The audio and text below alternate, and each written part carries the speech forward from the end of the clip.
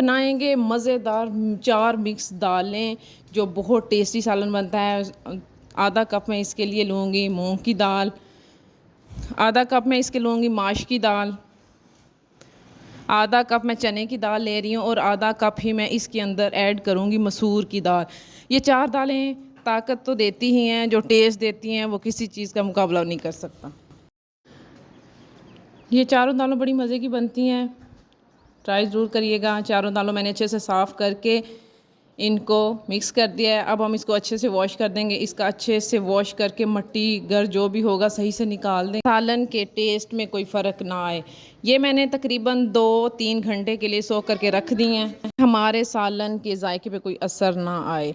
अच्छा जी, यहाँ हमने ले लिए 4 से 5 अदर प्याज और थोड़ा सा लहसुन। अब हम ना कुकर के अंदर डाल के इसको थोड़ा सा बना लेंगे। मैंने साबुत ही डाल दी क्योंकि मैं पकाने से पहले इसको 1-2 मिनट वेट पे लगा देती हूँ, जिससे ये सारा कुछ मिक्स हो जाता है। मैंने 4 अदद यहाँ टमाटर ऐड किए हैं और मैं फ्रीज़ टमाटर यूज़ करती हूँ। दिन इंशाल्लाह आप लोगों के साथ फ्रीज़ टमाटर को कैसे किया जाता है ज़रूर शेयर करूँगी। ये देखें दाल हमारी फूल के डबल हो चुकी है। ये तकरीबन 3 घंटे पहले मैंने भिगो के रखी थी और ये अच्छे से अंदर तक सॉफ्ट हो चुकी है। 2 अदद में यहाँ नमक ऐड करूँगी और 2 अदद ही मैं यहाँ मिर्च ऐड करूँगी, हरी मिर्च, और आधी चम्मच हल्दी पाउडर और 1 चम्मच मैं इसमें के अंदर धनिया पाउडर का यूज़ करूँगी।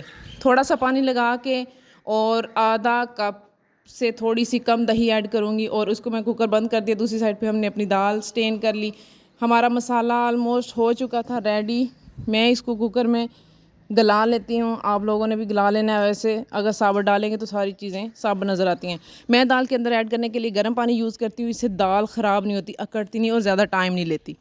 हमेशा सालन में गर्म पानी का इस्तेमाल किया करें, इससे आपके सालन अच्छा बनता है और टेस्ट ख़राब नहीं। अगर वीडियो अच्छी लगी हो तो ज़रूर लाइक करिएगा। सालन हमारा रेडी है, मज़ेदार सालन। अल्लाह हाफिज़।